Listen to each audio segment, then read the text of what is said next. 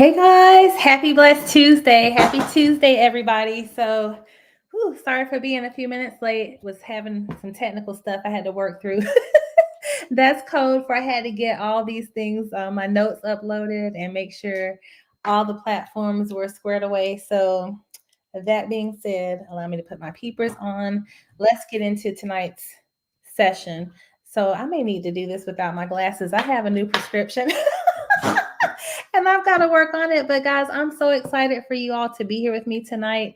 I am Dr. Patrice Carter. I'll introduce myself shortly, but I wanted to just say welcome to you because tonight is part 4. This is the final 4, if you will, hashtag final 4 of the 4-part series that I have been doing, entitled If You Are a Speaker, You Have a Profitable Digital Course. If you are a speaker, you have a profitable digital course. And I'm not just saying that, it's true.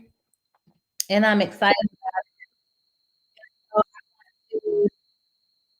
Forgive me for that. I want to just talk to you guys more about what that means and what that looks like because, like you, as I introduce myself, one of the things I would love to share is that I am a professional speaker and I have been for about the last 15 years. So I just want to welcome you to the webinar, welcome you to this live webinar, and just share that my name is Dr. Patrice Carter, and I'm a digital course creation mentor of Done With You and Done For You to services for women-owned coaches, speakers, authors, and executives who are ready to package their expertise into digital courses and online schools. So that is something that I have been doing as of the last, I would say, year and a half. I didn't pivot, but I actually scaled my business to start adding those services. And it has been amazing because creating an online school and a digital course is something that the Lord gave me the idea for back in 2019. And my husband and he gave us the vision for it and we launched it and it was amazing. And that said, we started crafting courses, selling courses, and it's been very successful. And the Lord gave me around 2022, around 3 years in, He said, I want you to start doing that for other entrepreneurs. I want you to show them how to do the same. Hey, say less, Lord. I love helping other entrepreneurs. I love helping other people.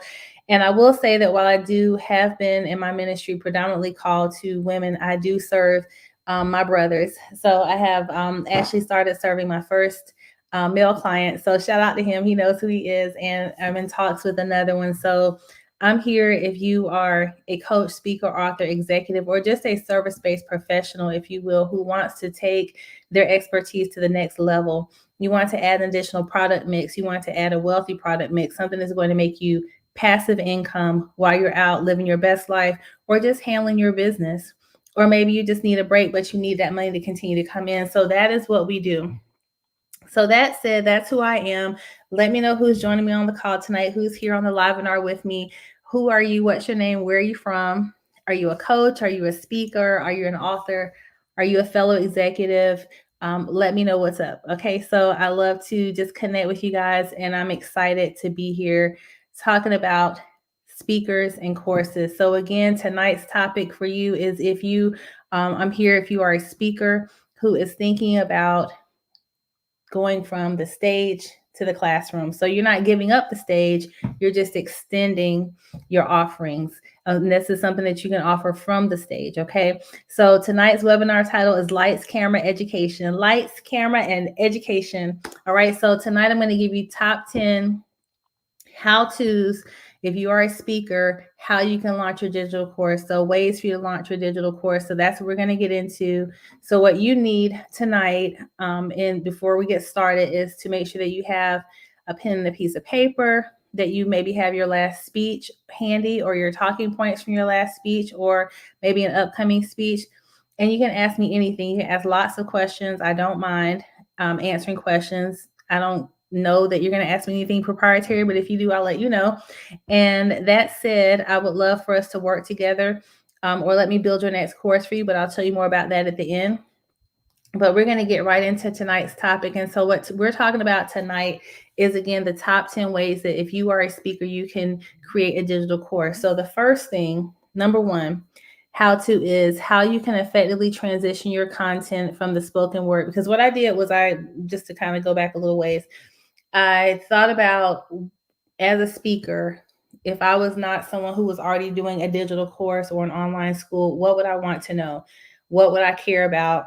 What would I need to be thinking about if I was going to convert from being a speaker to a digital course creator or add that as a service? So I tried to write the questions from that perspective, from your standpoint. So how can you effectively transition your content from the spoken word to an engaging digital format? So that's something I think that speakers would want to know is, how do I take my messaging, how do I take my speech and that content and effectively transition that into a course? Very simply, very easily, I feel, is when you got ready to do your speech, I'm sure you made notes. I'm sure you crafted an outline. You had a beginning, a middle, and an end. So you want to think about that from the standpoint or the framework of building a course or outlining a course. You want to think about your audience, which I've already talked about that. So if you have not seen this series that I'm talking about that I've been doing for the last 3 weeks, you want to either go to my YouTube channel or go to my videos here under my Facebook profile or my LinkedIn profile, and you can watch those videos. But essentially, you want to think about the topic of that talk, that last speech that you just gave, and the target audience. And you want to read in that speech, look in that speech, and pull out the key points that you made and think about how you can take those key points and begin to make those into, make them more, what's the word I'm looking for? Broad, if you will. You want to broaden those. So if you have 4 main points, then how can you take those 4 main points and broaden those out, make them wider in scope, so that you can create them into something into teaching points? Then from there, you want to take that content or that talk, if you will, and think about the 4 things you could talk about. Think about what is it that you want your client or the target audience to leave with. So what was it that you wanted them to leave the speech with? What is it you wanted them to take away from your talk? Well, that's going to become your learning objective for your course for each section. So in that first section, what is it that you want them to leave the course with, or that I would say module with? And you do that for each one. So who's your target audience? What's the topic? What's the objective? So now you have a more deep objective because you have multiple objectives, not just one objective. So thinking about that speech and what you wanted for them when you left that stage, now you need to think about what you want for them as they're leaving that module and coming out of your course. And you want to break those down into bite-sized pieces. So that is how you effectively transition your content from the spoken word to an engaging digital format. Is you take that speech, you pull out all the key points, you start crafting an outline. So, number 1, number 2, number 3, number 4. And then for each area, 1, 2, 3, and 4, you want to put a title and a learning objective. Okay. So what is it that you're going to be speaking about, teaching about, not speaking, but teaching? And what are they leaving with? And then that learning objective, the thing you want that person to leave this course with or leave that module knowing, doing, being, you're going to break that further down into maybe 3 to 5, 1 to 3 teaching points. So you're going to take it and deepen it and broaden it. All right. So number 2, what platforms or tools are best suited for hosting and delivering your digital courses to ensure a seamless user experience? So that said, I have built courses for clients on Kajabi. I've built courses on Podia, Thinkific, Teachable, which I love. And is there another one? I have not built on Udemy yet, but I believe I will. So I'm going to tell you some of the highlights, but I suggest that you do your own research. And I'm not going to give them to you in any specific order, but I will put them in the comments so that you can check them out. So there's Thinkific, Teachable, which I am an affiliate,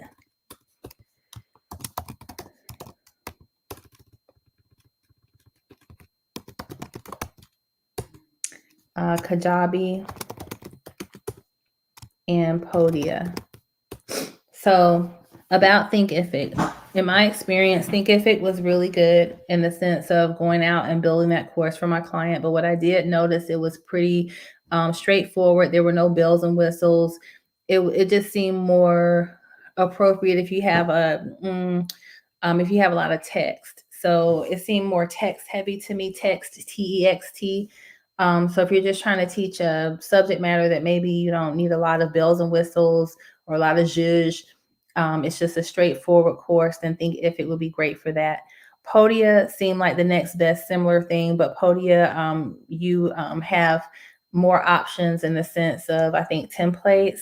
But I want to share that most of the course platforms that I've experienced do all the same things. And what they include, before I go to the other two, they include, of course, course platforms. So they include courses. Some of them include memberships, depending on the level that you invest in, meaning the monthly level that you invest in. Some of them include coaching. So if you are a coach, then it includes a coaching component. And what else? There are podcasts on some of them. So you have the opportunity to have your podcast housed within the same platform as your courses and your coaching.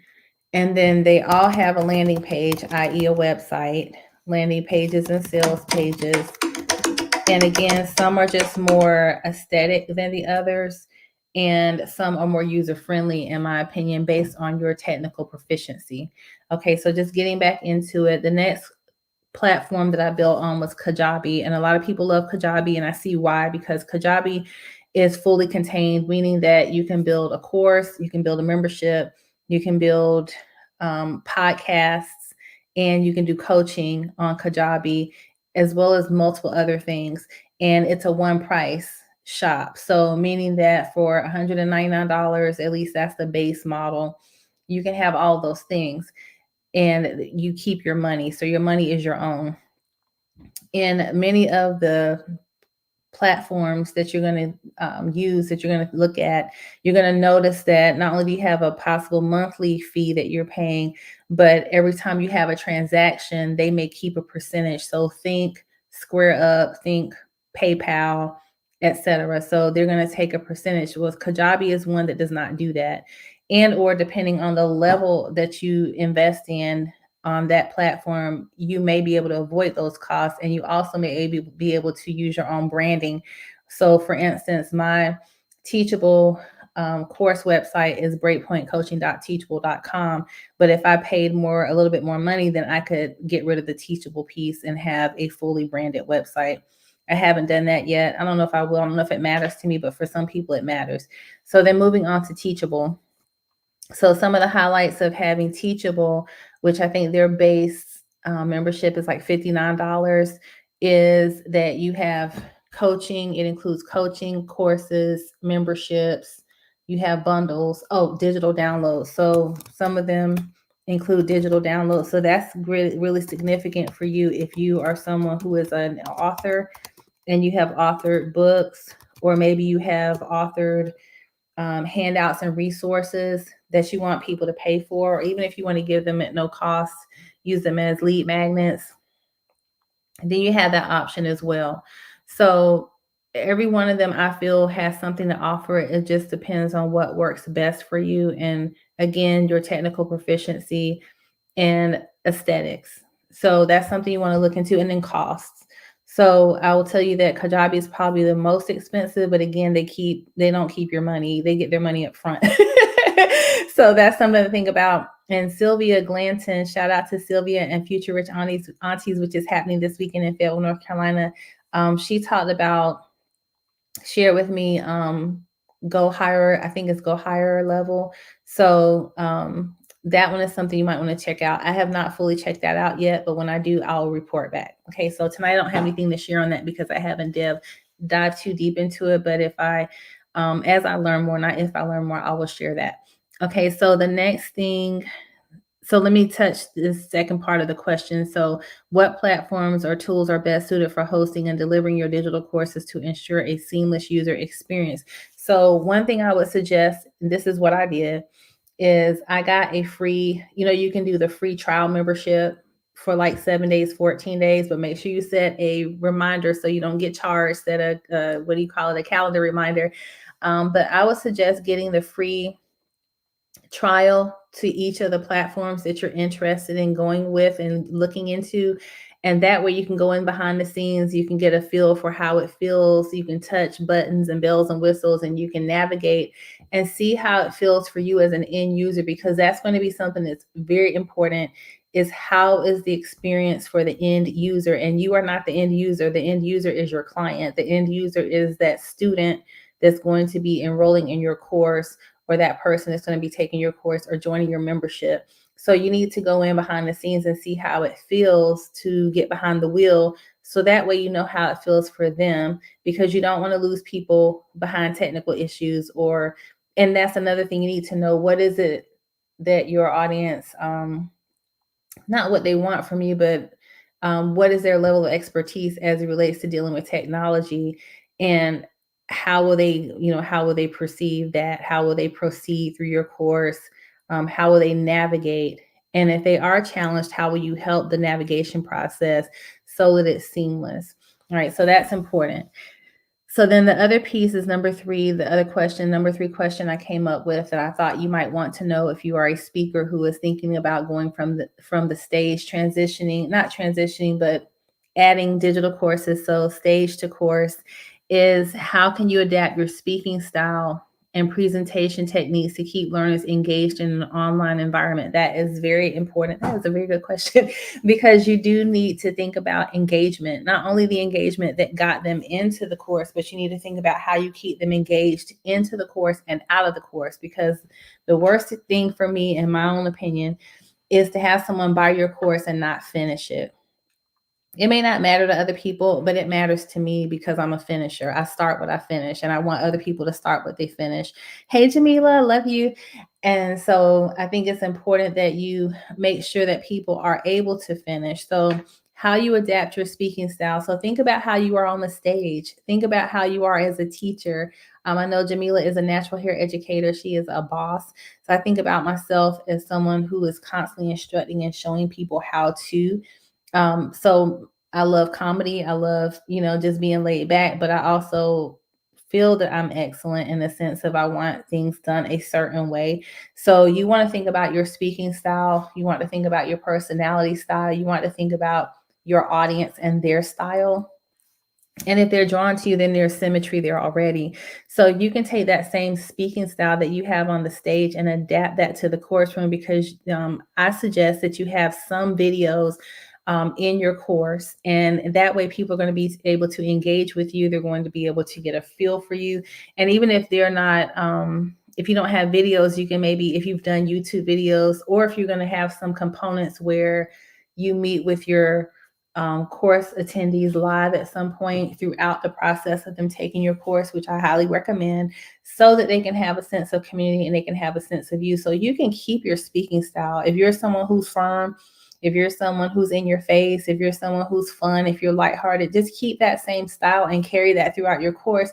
Again, because you want there to be symmetry and seamlessness from and authenticity from who they see on the stage to who they get in the course. That's really important, I feel.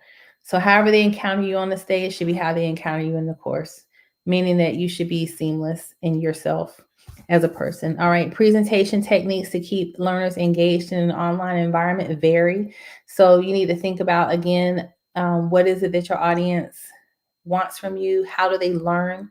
I love when Jamila and I were talking about building her course, building her course out. One of the things, she works with beauty brand professionals. She's a beauty brand boss and coach, and she has her own online school where she teaches beauty brand professionals how to make six figures and come out from behind the chair.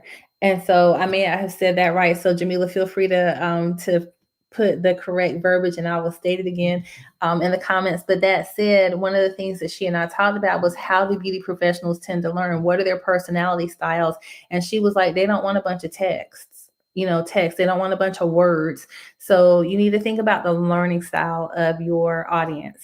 So your audience is going to either be audio visual learners, meaning they learn by seeing and hearing, or they're going to be hands-on, they learn by doing, or they're going to learn by experience, meaning they need to experience you, experience the learning, experience the material so that they can gain the knowledge they want And this is going to help them stay engaged. So you need to know what that is. So as you're putting this course together, as you're planning your course, you need to be, we talked about this last week, is you want to co-create with your audience. What is it that they want? How do they learn? What do they need? Let them build with you. And so sometimes I know people are so concerned about, and rightfully so, someone stealing their ideas or not telling people their business, but these are your people. So their business is your business. So you need to know what they want and what they need. That's just my own 2 cents. All right. So then number 4, what strategies can you employ to maintain the same level of audience interaction and connection that you have on the stage? So let's say you're a connector, you're someone who's really great at connecting with your audience. How did they connect with you? Was it because you told stories? Are you a storyteller? So you need to make sure that if that's something that is important to them, that you use storytelling throughout your course as you're building it. Maybe hearing their stories, giving them an opportunity to tell their stories. Did they connect with you around your book? Was your book a journal? Should there be a journaling component? Was it meditation, Christian meditation? Was it prayer? Was it worship? So whatever way it is that your audience interacted and connected with you on the stage, you want to carry that into your course. So what that looks like for me, for example, is I have a course where I certify and train Christian life coaches. So I'm a board certified Christian life coach, a board certified coach, I should say, not Christian, but board certified coach. Although I am a certified Christian life coach as well. But that said, there's a specific model of coaching that I apply in my coaching relationships with clients, and that is the same model that I teach. So I think that again is how you meet your audience, is how you interact. Then I have another course that is a group coaching course. It's called 8 Weeks to Superb Journey, 8 Weeks to Superb Journey to Excellence. It's like an 8-week journey for women that are broken, that need to come out of where I was. They're just in that state of ratchetness and they're trying to get to righteousness, using my book, Superb Woman from Bad Girl to God's Girl. So when I engage an audience from that perspective, speaking about my book, sharing my testimony, then I use that same material to craft the course. So again, you're not reinventing the wheel, you're just extending what you're doing from the stage into a course. I hope that makes sense. Let me know. Okay, so how you keep them engaged is, again, having videos, having a place where they can come hear from you, or having meetings with them. So with the trainees that are going through my certified Christian coaching program, I meet with them twice a month. We meet live via Zoom, and I meet with them to pray with them, to encourage them, to answer questions, to practice their coaching, etc. And that way they feel connected. They know they're not out here, even though this is a self-guided, self-paced course. They know that they have help. They know they have me. They have each other. So how they have each other is I've created a community tab for them in Teachable, because Teachable has community. And so there's also memberships in some platforms where you can put certain communities together, memberships together, so people have each other to support one another, and the community represents and supports itself. So that's how you can also keep interaction, connection, engagement from the stage into the course. The other piece is, I believe, not setting it and forgetting. Now, if you have a very short course, like there are small, mid-size, and there's small courses, mid-size to medium, and large courses. So depending on the level of the length of the course and what you're going to ask or require people to do that come to the course, you may not need to engage with them as often. But depending on what type of work you're doing, if it's counseling, something that's deep work, that's soul work, that's heart work, that's mental work, you're going to need to have some level of engagement, because people could get lost, they can get discouraged, etc. So something to think about. Also, what you want to make sure that you have as far as strategies to maintain interaction and connection is for them to be able to have to do something and then report back to you. So if they have to do a hairstyle, if they have to learn how to do a wash and go, Jamila, if they have to journal, if they have to discuss something, a question, you want to ask discussion questions. You want them to give them something that requires some level of re-engagement. So there's reciprocity, there's a back and forth. And also you can put in there in your course, you can have where you require them to comment, or they have to interact with one another. So it's completely up to you. But those are just strategies that you can think about to employ engagement. All right, number 5, how can you structure your digital course to maximize learning outcomes and retention for your target audience? So the way that you maximize your learning outcomes and retention is to ensure that you're building it from the very beginning in alignment with what you've identified as the need of your target audience. And then also, most of these platforms, Teachable, Thinkific, Kajabi, Podia, they have a test feature, so you can put tests in the modules, and you can have where they can test on the knowledge. That way, you know if they're retaining it. For me, because I certify and train Christian life coaches, I do have a test, but I'm not assessing them on their ability to memorize. I'm assessing them on their ability to coach. So how I'm able to assess whether or not they're getting the concepts is they practice their coaching with me, they practice their coaching with others, and they have to upload those recordings and I give them feedback. So you need to think about how can you maximize your learning outcomes? What is it that they're going to do or need to do that's going to let you know that they're getting it, that the outcomes are being met? And then how you retain them is, again, giving feedback. You retain them by connection. You retain them by making sure that you have clearly stated outcomes identified, and that you have there's a clear pathway to follow from start to finish. And then at the end of every course, I ask for feedback. So at the end of the course, I give them, it's a module they're required to complete it before they can graduate, because they have to fill out a checklist, then they have to do their final exam, et cetera. And everything has to be completed. And part of that checklist is to give me feedback. So I asked them to tell me 3 things that were great about the course, 3 things that we did well, and 3 things that we need to improve on. And when they tell me those 3 things that we need to improve on, I take it to heart. I employ it. If it's something that is just out of bounds, and I just say, okay, thank you for sharing that. But for the most part, I'm constantly doing CQI, which is continuous quality improvement. I'm constantly improving the course, and it's been amazing so far. So I listen to my audience. I listen to what they tell me. Also, I ask them how much would they have paid for the course, because I'm trying to assess if the course is too low or if it's too high, if it's just right. Not too high, because I mean, the price is the price, but I want to know, what will people pay? What would they have paid? And then I ask them also, can you tell me who you would recommend, and would you give me a warm introduction? So again, retention comes from engagement. So it's important that you, and then you find out what level of engagement do they want. You know, what level of engagement is important. If I find that my students are going black ops, they're going ghost ops, meaning that they're not completing the assignments, even though it's self-paced. Because again, my goal is for them to get the material, get it in their heart, get it down, understand it, change whatever the objective of that course is, and finish. I don't want anybody just hanging out in my school and courses. I don't care if they did pay me. I want completion. I want finishing. I want people to get what they need. And so if I find out that they're not moving through, and I'm just like, hey, they've gone silent, I will email them. I will call them, and I will say, hey, how are you doing? How can I support you? What's going on?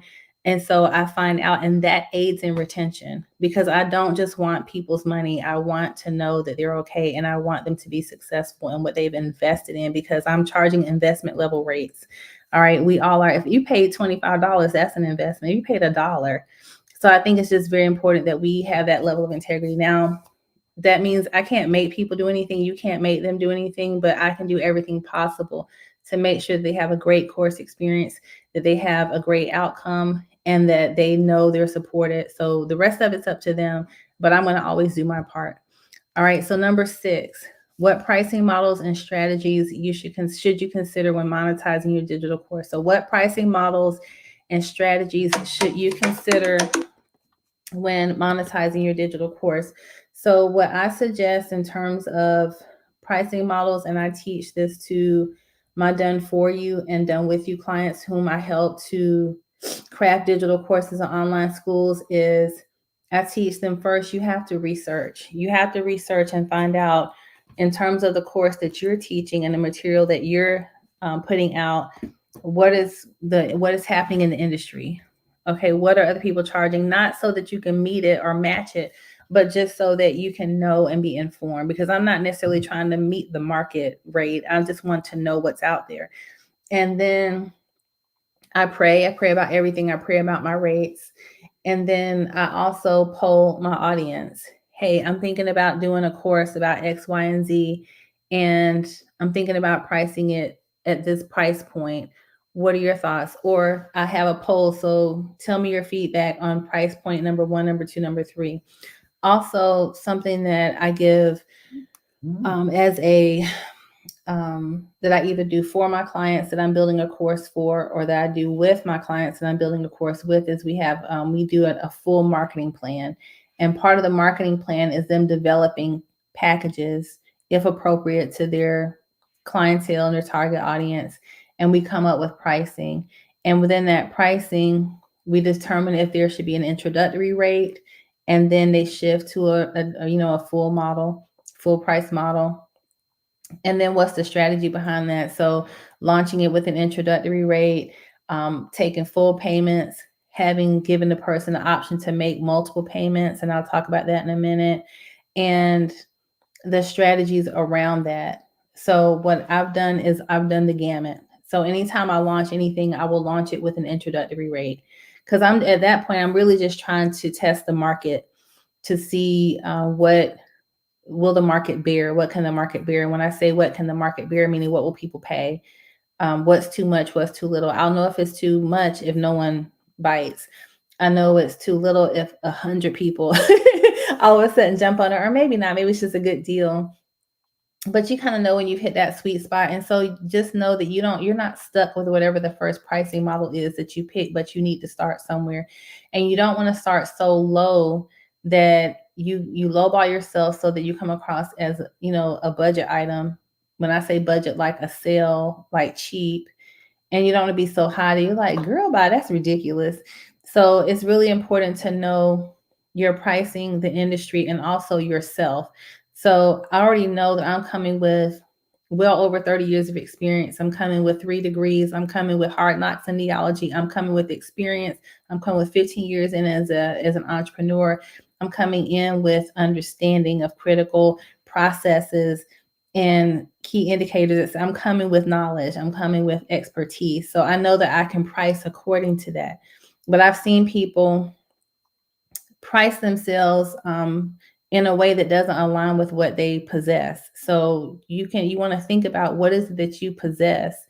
And then I've seen people underprice themselves when they possess so much experience and so much expertise and so much knowledge, but they're afraid to charge higher rates. And so it's very important that you just sit with yourself, again, do the research, see what's in the marketplace, do a SWOT analysis of yourself, of strengths, weaknesses, opportunities, and threats. Look at your resume, look at what you're bringing to the table, get feedback from your audience, and then start crafting that pricing model and that strategy, and then launch it and see what happens. And then you'll see what works and what doesn't work, and then you can come back and adjust. You're never stuck at any pricing model. I remember I started out coaching. I will never forget this. I pray to never forget it, that I coached clients. It was $10 a week for 8 weeks per client. That means I made $80 a person. And some weeks people couldn't afford to pay 80. They couldn't even afford $80. So they paid me $10 a week. And so that was very humbling for me. And then because I was coming out of an $80,000 a year job that was going to be 6 figures. So I had to come down to that. So that's okay, though. It was a great learning experience. It was very humbling, and it helped me to get my mind right. Then from there, because I was scared to ask for money, I was scared to ask for that because I was used to getting a salary. I wasn't used to asking for money.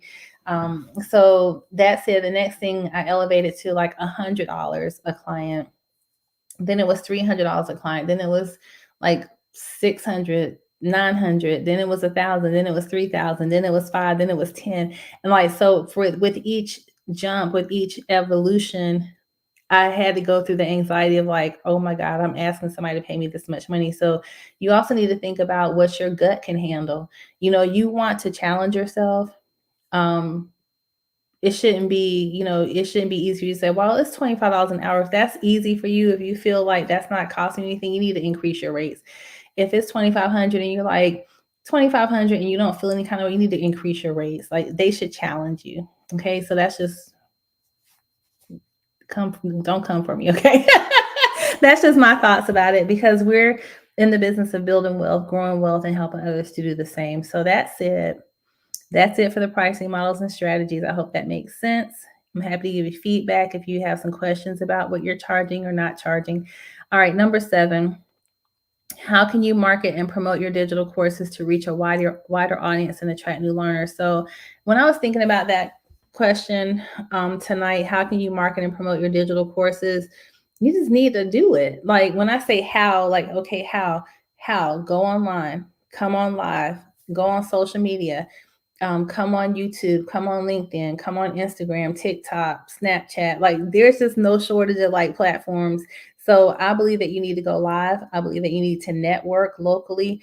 I believe that you need to network virtually. I believe that you need to be um, posting on your website. I believe that you need to be blogging. I believe that you should be positioning yourself as a thought leader, like on LinkedIn, doing articles.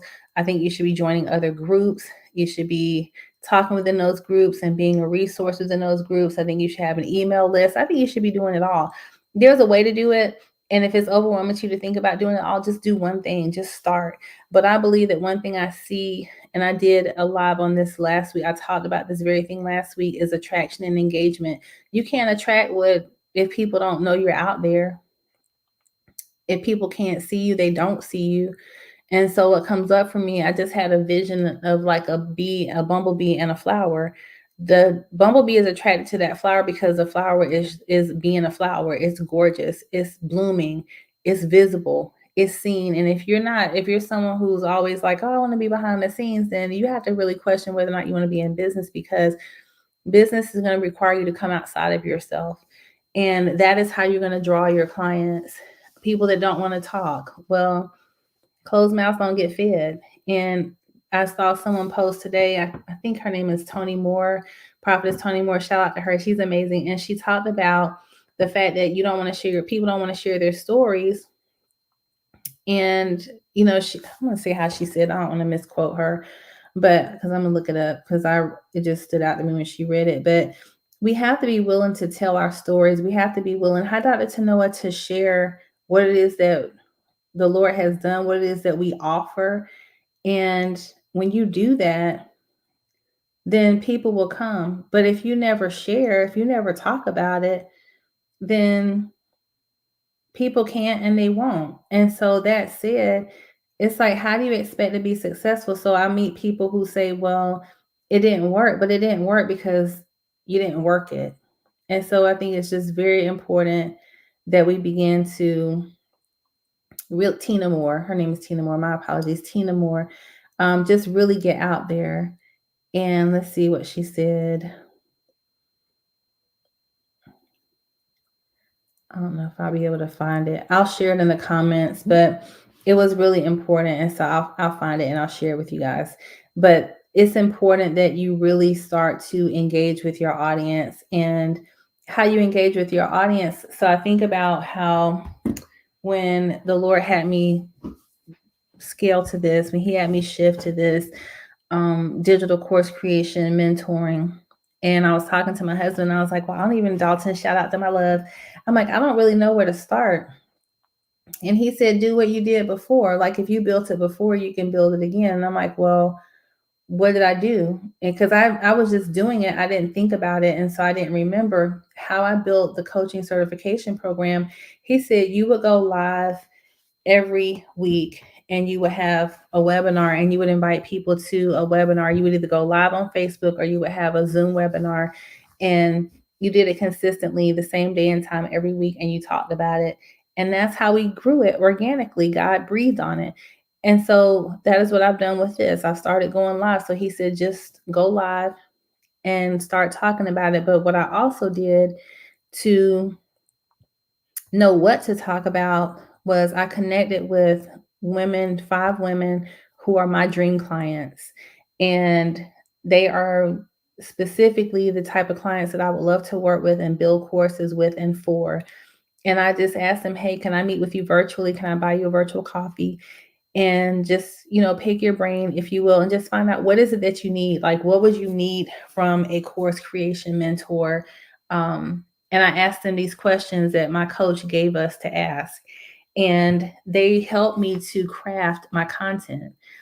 And so I said, hey, I'm going to use this to craft my content, but I really want to be able to speak to women like you and clients like you who have need for my services. And I want to be able to do it in such a way that is specific to you.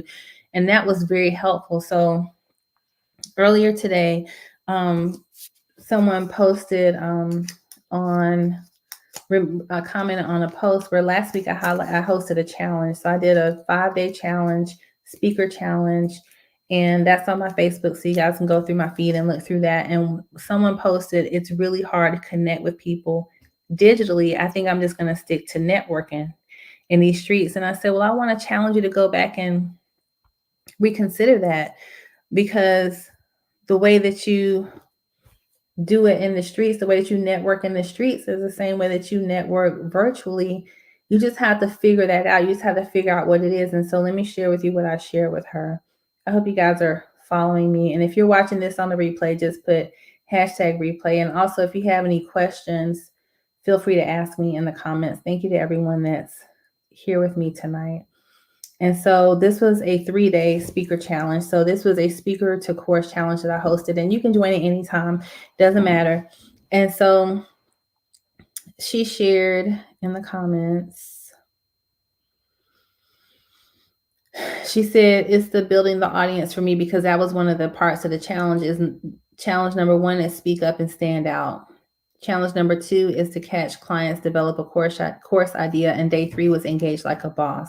So she said, I'm having the hardest time connecting online. I'm going to have to keep it in the streets, I think.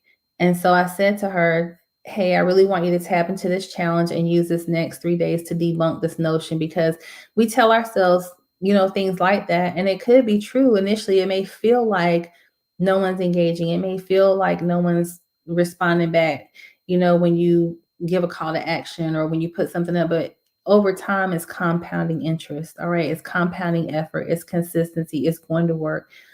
I said, I've made incredible and had incredible conversations online. In person is great. Don't get me wrong, but we're looking, all of us, to expand outwardly. Hello, global branding and global brand marketing. So, and reaching a global audience. So I said, here's a pro tip. I said, identify 3 to 5 people who are your exact and ideal target market. Invite them to a virtual coffee chat to learn more about them and what their dreams, needs, and pain points are. You are not, all caps, pitching them. You're only working to get intel so that you can craft your messaging and network efforts in a way that solves their problems and speaks to their business heart concerns, as well as others like them, others like you, because we are our client. My clients are me.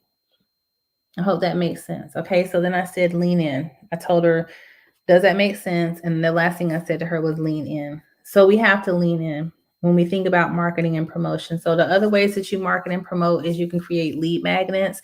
Hello, Canva. So I talked about that last week, going into Canva and creating lead markets. So I went in Canva, I think 2 weeks ago. I did this 2 weeks ago during this challenge. So on week 2, what I did was created a course creation workbook for you guys. So if you want to find that, you can go back again through my Facebook threads, and I'll share it here in the comments also. But I created that just to share, just to be a resource. So you want to add value. For your email marketing, you want to invite people to, so that I use that to have people join my email newsletter. And that way I can stay in connection with them and share when I have things going on. So there's so many ways that you can market and promote. Something I have not done, but I want to do this year, I said I was going to do that, is start doing ads, but I haven't yet. And I'll tell you more about that when I do. I'll come back and report back, and I'll share whatever I find out. Okay, so how can you ensure that your digital course remains relevant and up to date in an ever-evolving industry landscape? So how you remain relevant is knowing what's happening in your industry. How do you remain relevant? You know what's happening with your clients. You should be staying engaged. You should be reading materials related to your industry. You should be maybe looking at articles, websites, blog posts, etc., that relate to your specific industry so that you're the go-to person. So you need to keep your finger on the pulse. And then also, the way that you keep your digital course relevant is as new information is coming down the pike, as you're learning new things, as things are shifting, then you're going to go in and refresh your course. You're going to go in and update your course. Like, I need to go into one course and just update the videos. The information is still relevant, but I look different. My hair has changed, etc. So I just want to do some refreshing and rebranding. So that's all you have to do is just update the information, update the look of it, and just keep going. Okay, so number 10, what metrics and analytics should you use to track? Should you track to measure the success and effectiveness of your digital course, and how can you use this data to iterate and improve? So there are numerous metrics and analytics that you can use, but the first metric and analytic you want to use is the course making money? Are you engaging people? Are you registering people? Are people registering? Are people paying? Are people just registering for the school? Because on most of the platforms, I know Teachable anyway, people can register for my school, but that doesn't necessarily mean they're going to purchase a course. So I'm looking at that. I'm looking at conversion. So the conversion metrics you want to look at is how many times you have to talk to a particular client before they actually paid, or potential client before they actually registered and paid and became a client, because that's going to let you know your conversion rates.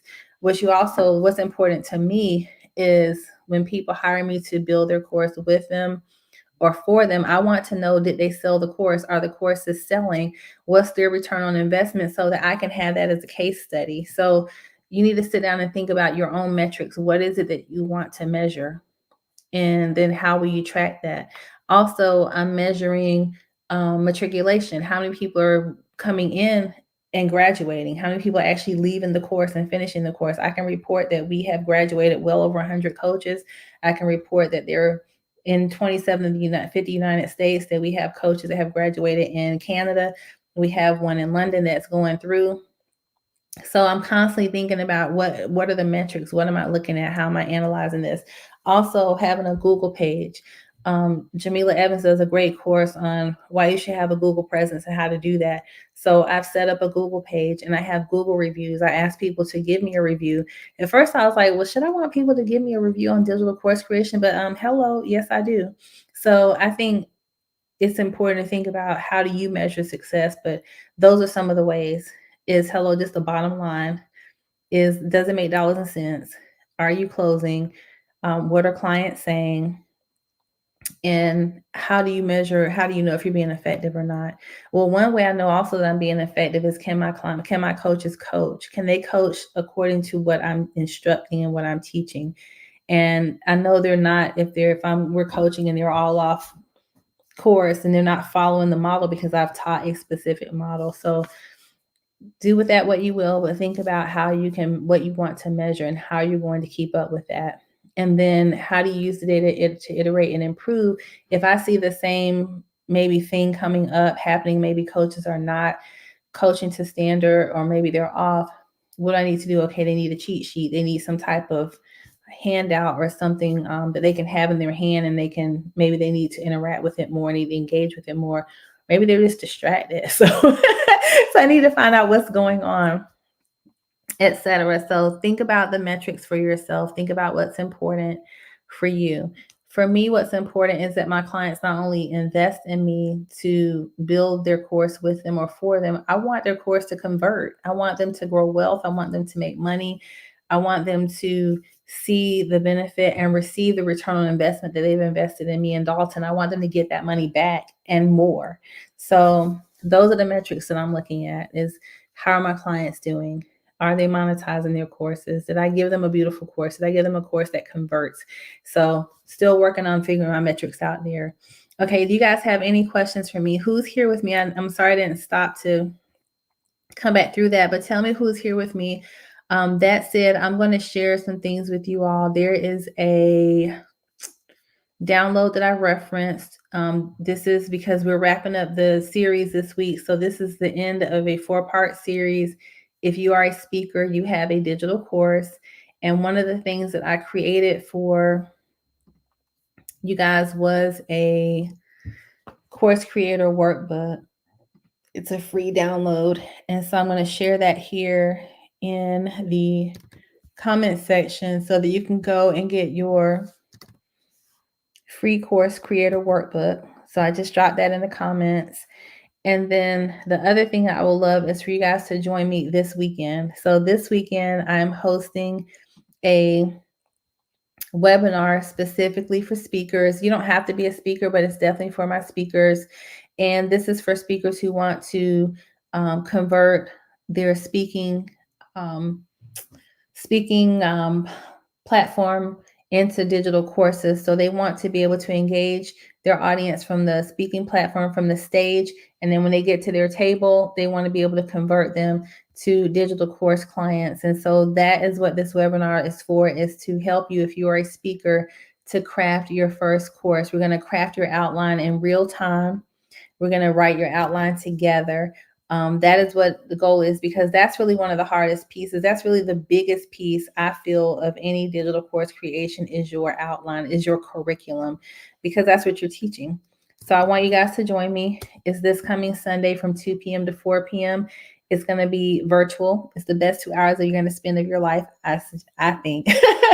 So I want to invite you to join me. And so you're going to register for that. The link is in the comments, and I'm also going to share it in a post once we come off of live. But that said, does anybody have any questions for me? You guys have any questions? While you think about your questions or while you type those up, I want to invite you to work with me. I would love to do your to build your course, your online school, and your course for you. I also have a done with you option, but I love done for you. And you can learn more about that on my website, and I'll share that in the comments also. But if you have questions, maybe you do want to work with me, or you're thinking about it, but maybe you have a few more questions, I offer a complimentary discovery call. And so you can schedule that by going to my website, drpatricecarter.com/schedule-appointment. And you can schedule a time for us to speak. Also, I'm going to share the link where you can learn more about us working together in the comments. So I want to invite you to a call or for us to work together.